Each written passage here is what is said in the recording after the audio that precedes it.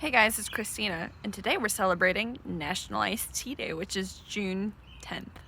I have selected this recipe for you guys for things that you can actually find in your garden that are currently in season, such as strawberries, mint, hibiscus, if you can find it. Luckily, I actually have one in my yard now, so there it is. Let's start making our tea to celebrate.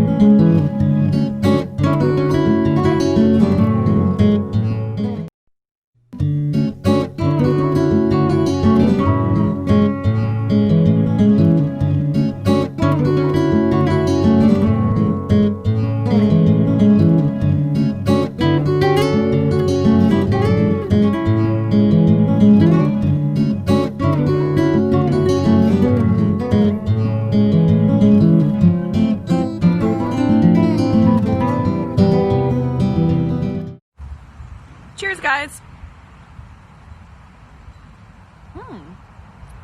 This is really good.